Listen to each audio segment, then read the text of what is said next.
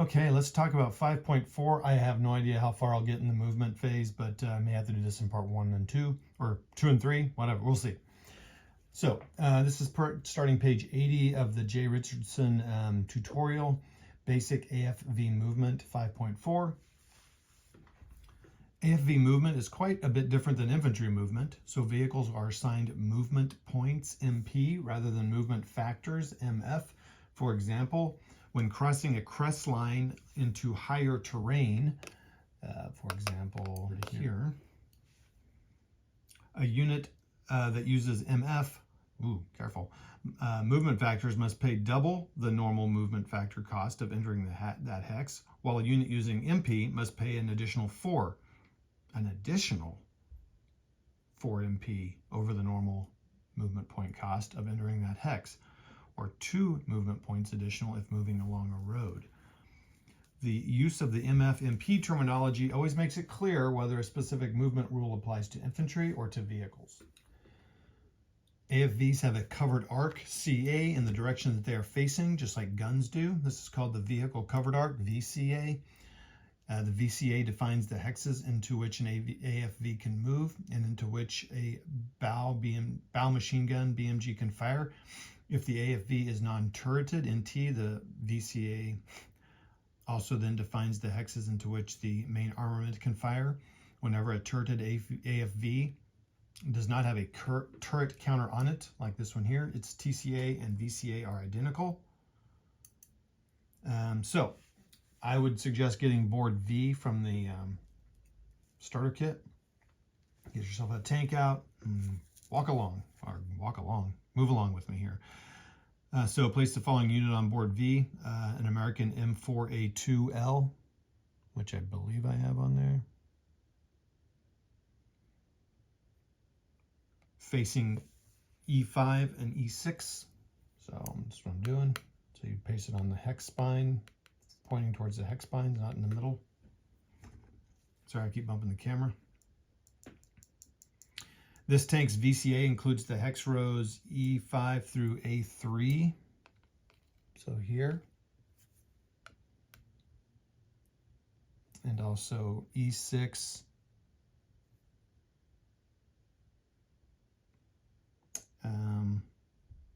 E6, A8.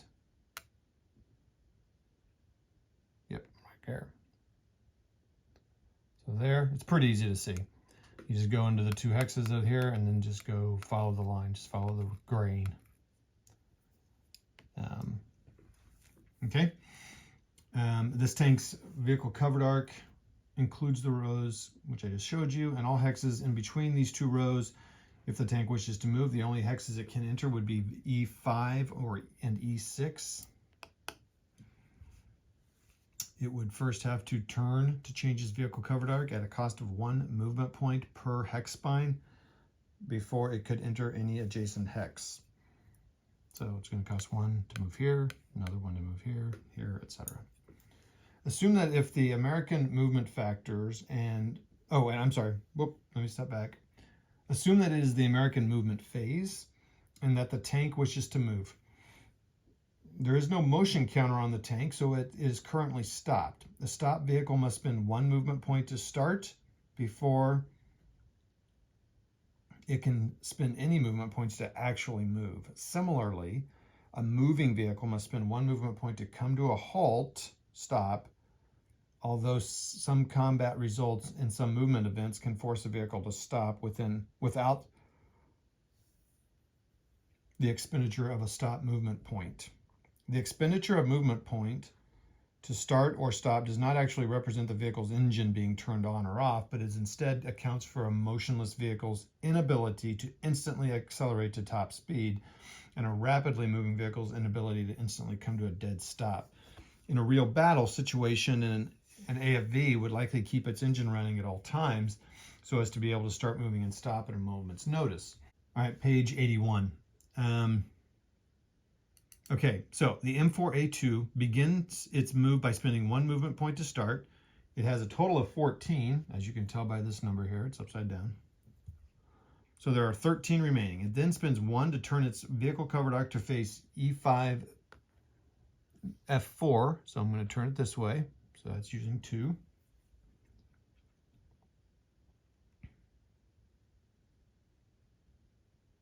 All right, so, okay. It has a total of 14 movement points, so there are 13 remaining. It spins to turn to face E5, F4. I think I'm just going to read these through. And spins 1 movement point to enter F4. So it has 11 remaining. The tank now spins 1 movement point to enter the orchard in F3.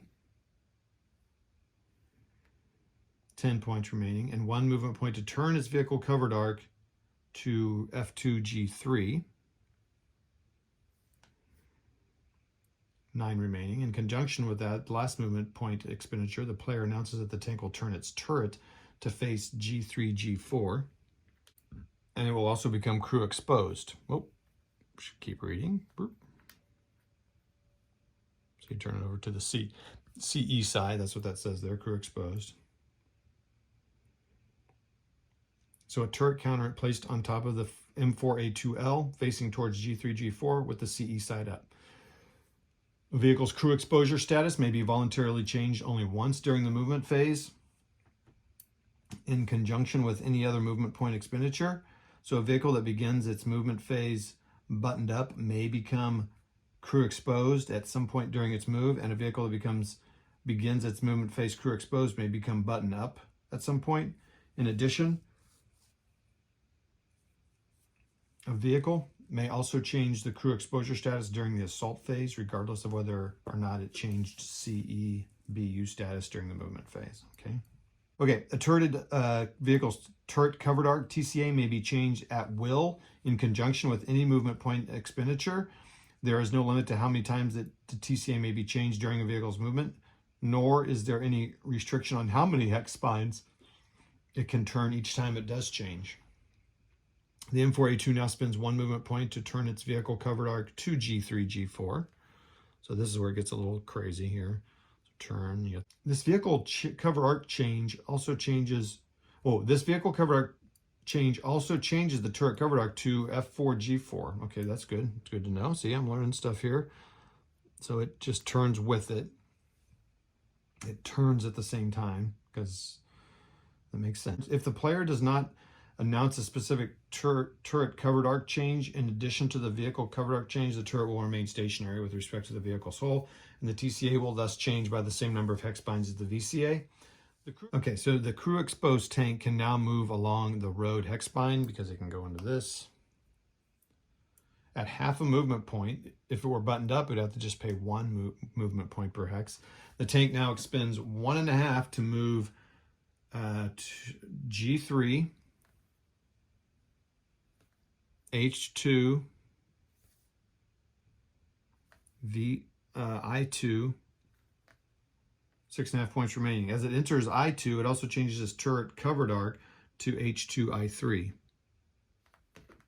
Oh, wow. So it goes back here. There's obviously someone there he's worried about. The tank now expends 1 movement point to enter J1 because it's not on the road anymore. Boom. This move costs 1 movement point because even though J1 is a road hex, there is no road crossing the hex side between I2 and J1. So the tank must pay the open ground movement point cost. If the tank had actually followed the road through VI1, the cost to move to J1 would have been 3 movement points, 1 movement point to turn left, half a movement point to enter I1, 1 movement to turn right, half a movement point to enter JV1. So taking the cross-country shortcut was much faster. The tank now spends 4.5 movement points to move K2, L2, M3, N3, O4. 1 movement point remaining, and it changes its TCA to P3, P4 to P3, 4. So therefore it is the same as the vehicle covered arc because the tank is still crew exposed. Okay, beautiful. At this point, with 1 movement point remaining, it has a decision to make. Should it spend this last movement point to move 1 more hex, or should it pay 1 movement point to come to a full stop where it is?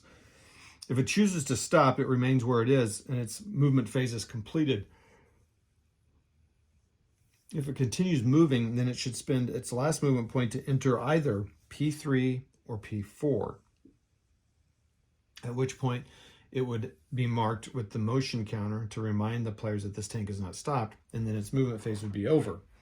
Whenever an AFV expends any movement points during a movement phase, it must spend all of its movement points. A tank with 14, for example, cannot just spend 1 to start, 1 to move 1 hex, 1 to stop, and then declare its movement phase is over.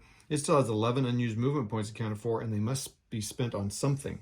This is one of the biggest differences between AFV movement and infantry movement. AFV movement works this way in order to account for the different vulnerabilities of AFVs and infantry. A squad becomes less vulnerable to enemy fire when it stops moving. The troops go to ground to take advantage of available cover. Thus, when a squad stops moving before using its full movement factor allowance, it becomes much harder to hit and is no longer vulnerable to any additional enemy defensive first fire. But when an AFV stops moving, it becomes more vulnerable to enemy fire. It can't go to ground or otherwise take cover, and a vehicular target is much easier to hit when it is stationary than when it is moving. It would be unrealistic to allow a moving AFV to limit its vulnerability to defensive fire by moving slowly, not spending all of its movement points. Interesting. There are two ways in which an AFV can use up excess movement points. Whether a moving AFV is stopped, it can spend any number of movement points as delay points. When a moving AFV enters a new hex, it may pay more movement points than is required. Okay, so we're getting ready to go into movement example 2. I'll be right back. All right, so again, place the following units. Oh, there's a cool diagram in the manual here showing the movements that I just did on the board. It shows it out in one step at a time. All right, so we're going to place the German 228 crew. I'm just setting it next to it just to save it, and usually set it on top. In P7, and also in P7 put this 50 millimeter L AT gun facing P6 Q7, and the American M4A2 facing S6 S7 in T6. American tank wants to move into S6, so it wants to move here. So it will be in a position to attack the Germans in P7. There are 3 basic methods it may use to execute this move. It expends 1 movement point to start. Oh, and it's it didn't say it's buttoned up. Yep, it says buttoned up. It's assumed all tanks are buttoned up, and if otherwise stated, the turret is facing the front way. That's how I do it, and I think that's kind of how it's done. But definitely, its default is button up, and so you have to declare which one it is. But in this case, it's buttoned up. So it expends 1 movement point to start, 1 movement point to enter S6, 1 movement point to stop, and then finally 11 delay points in S6. So 1, 2, 3, and then 11 delay points. The next thing it can do is it can expend 1 movement point to start, 12 to enter SV6. So because you remember you can pay whatever you want to move into a hex more than what it's cost to move into it. So in this case it costs 1, but they're spending 12. And then 1 movement point to stop. So, you know, they're going super slow crawling in there because there's a gun over there.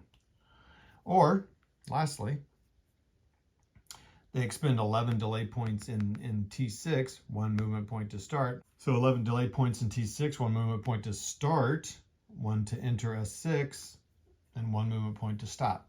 Remember, to equal 14.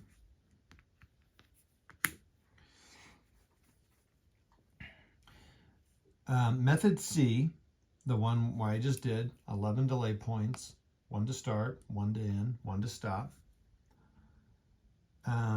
is somewhat safer than the first 2 methods because the tank only expends 2 movement points in the line of sight of the AT gun,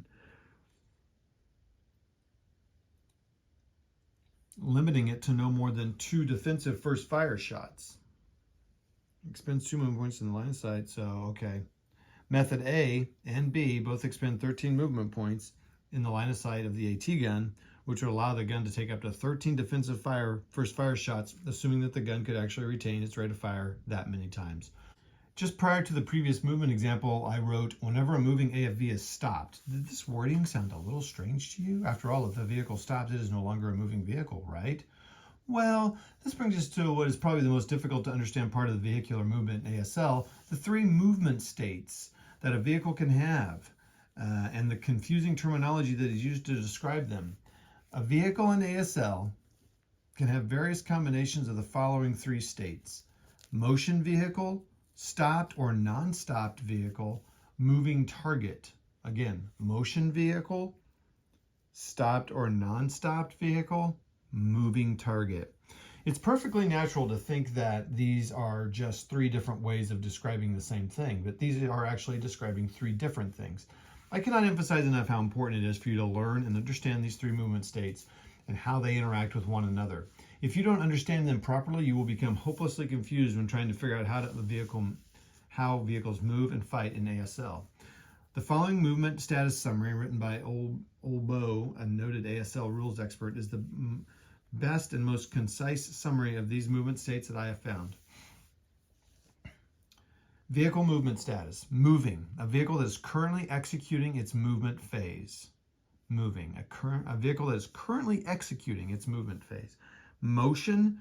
A vehicle that is not moving and not stopped. Now this is where it starts to get crazy for me. Motion. A vehicle that is not moving and not stopped. Non-stopped. A vehicle that is moving and not stopped. Moving target. A vehicle that has been in motion and or entered a new hex this player turn. A new vehicle that has been in motion and or entered a new hex this player turn. Okay, old summary is not just for beginners. I keep a printed copy with my play aids in full ASL as well. The full ASL version has one small addition to the moving target line that does not apply to SK.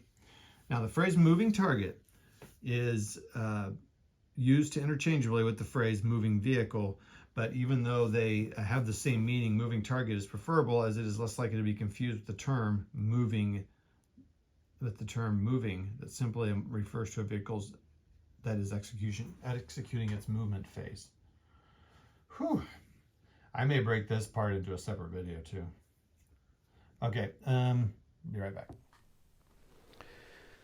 For example, to ask, is the moving vehicle a moving vehicle? Just seems silly. But if we rephrase that question is the moving vehicle a moving target? It makes a little more sense. And the question is a valid one, because a vehicle that is moving, executing its movement phase, is not always a moving target. Let's examine how these three movement states work in more detail. A moving vehicle is a vehicle that is currently executing its movement phase. A vehicle that is expending movement points to enter new hexes, change its vehicle covered arc, start and or stop, etc. Only one vehicle at a time can be a moving vehicle. A moving vehicle that ends its movement phase without stopping becomes a motion vehicle, and it is marked with a motion counter. A vehicle that is in motion remains in motion until a combat result forces it to stop, or until it begins to execute its next movement phase, when it once again becomes a moving vehicle instead of a motion vehicle. Thus, moving and motion are mutually exclusive. A vehicle can be one or the other, but neither both at once.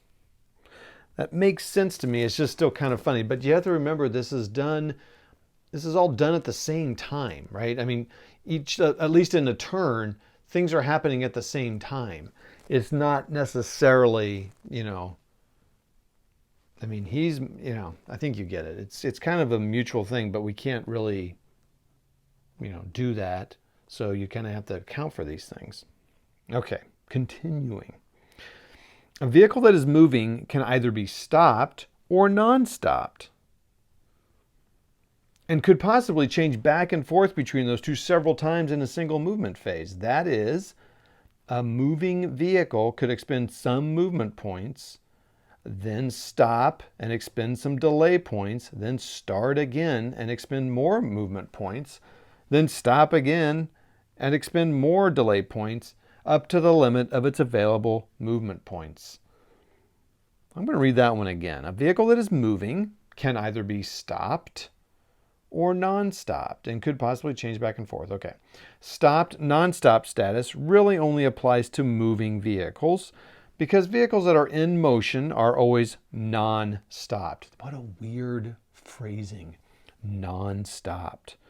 Vehicles that are not moving and not in motion are always stopped. Okay. Well, what's funny to me is because vehicles that are in motion are always non-stopped. So then aren't they just in motion? Why do you need another name for that? Don't quite understand that. Vehicles that are not moving and not in motion are always stopped. Okay.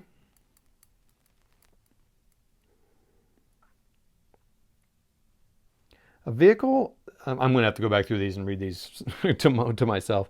A vehicle is a moving target if it is in motion. A vehicle is a moving target if it is in motion. It is also a moving target if it has been if it had been in motion, or if it entered a new hex earlier in the current player turn. Or if it entered a new hex earlier in the current player turn. Once a vehicle becomes a moving target, it remains a moving target until the end of the current player turn. Thus, it is entirely possible to have a vehicle that is not moving and not in motion that is nevertheless still a moving target. Players must keep track of these confusing vehicle movement states because of their effect on combat. If you look through the to hit die roll modifiers list, you will see several references to motion, moving, meaning moving target, stopped, and non-stopped. Boy, non-stopped I'm going to have to work on. But before we can get to actual combat using vehicles, let's look at some of the movement examples to demonstrate exactly how these movement states work. Note that if the American player declines to do any activities with this tank during this movement phase, it will not expend any movement points at all and will remain stationary throughout the movement phase. The American player now announces that the tank will start moving and it expends 1 movement point to start, 13 points remaining. It is now a moving vehicle, or if you prefer, the moving vehicle, because you can never have more than 1 moving target vehicle at any one given time. In addition, it is not in motion, it is non-stopped, and it is not a moving target. Why is it still not a moving target, even though it has begun to expend movement points? Because so far in this player turn, it has not yet been in motion or entered a new hex, which are the only 2 things that can give it a moving target status. And since the tank cannot be in motion until after its movement phase is complete, remember that moving and motion are mutually exclusive, the only way for this tank to gain moving target status in this movement phase is for it to enter a new hex. The M4A2L is in a curious state where it is no longer stopped, but not yet a moving target. The tank now spends 1 movement point to change its vehicle covered arc to N6 to N7. 12 movement points remaining, but it is still not a moving target. It has now spent 2 movement points in the German AT gun's line of sight, which means that the gun could have fired at it twice, and the tank would not have received the defensive benefits of being a moving target for either shot. The tank now spends 1 movement point to enter N7, which moves it out of the gun's line of sight. The gun on the hill cannot see over the building, M7, to any lower level hex. The tank also finally gains moving target status, so it is now moving, not in motion, non-stopped, and a moving target. Another movement point is spent to enter hex M8, and then the tank spends 1 movement point to stop. The remaining 9 are spent as delay points, which concludes this tank's movement phase. The tank is now not moving, not in motion, stopped, but still a moving target. It will remain a moving target until the end of the American player turn. A vehicle that moves as a moving target and then stops retains moving target status only until the end of the current player turn. The tank would therefore have moving target status during the German defensive fire phase, but in the following German player turn, it would not be a moving target during the German prep fire phase. To understand why the tank remains a moving target even after it ends its movement phase stopped, remember that almost all of the actions that occurred during a turn would actually be happening simultaneously in real life. Thus, a tank that comes to a stop during its movement phase and then much later in the turn is fired out in the defensive fire phase is a moving target, because in real battle, this firing would be occurring as the tank was moving and coming to a stop. Or to put it another way, choosing to wait until your defensive fire phase to fire at a moving tank that stops does not allow you to treat it as though the entire turn is motionless, which would certainly not be realistic. Movement example number 4. Place the following units on board V. In K6, put a German 228 crew. In K6, put a German 50 L AT gun facing L5, L6.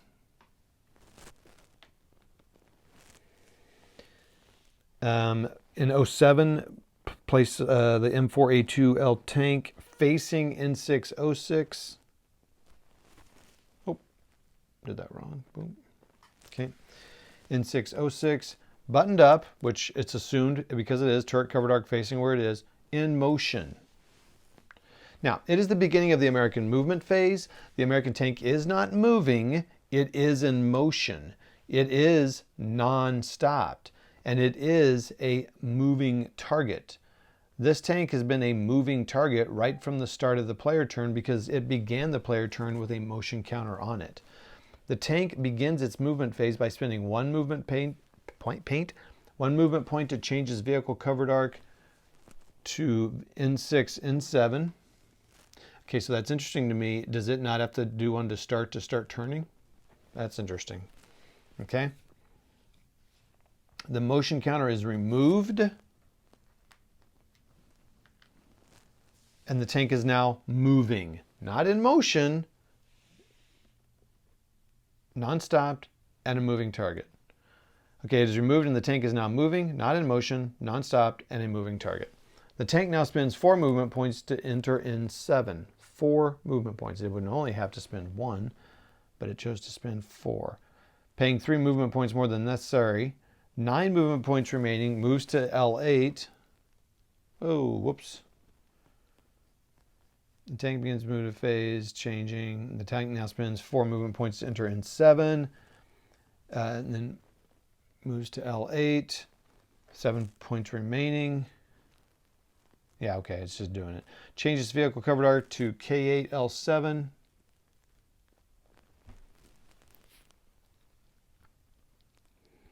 Six remaining. Spends 5 to enter K8. Because that's 4 additional, so it's 1 plus 4, so 5. And once it enters that, it spins 1 to stop. All movement points are expended, and after completing its movement phase, the tank is not moving, not in motion, stopped, but still a moving target. So it is not moving, not in motion, it is stopped, but still a moving target because that lasts. And one final movement example. All right, movement example 5. Place the board units on the board. Tank still in the same place, K6. The crew's in there with K6. This tank is facing N606, sitting in 07. It is simply buttoned up, facing that way. The turret covered arc is the beginning of the American movement phase. The American tank is not moving. It is not in motion. It is stopped. And it is not a moving target. The tank spends 12 delay points and then spends 1 movement point to start and 1 movement point to change its vehicle covered arc to N6, N7. All movement points expended. Place a motion counter on the tank.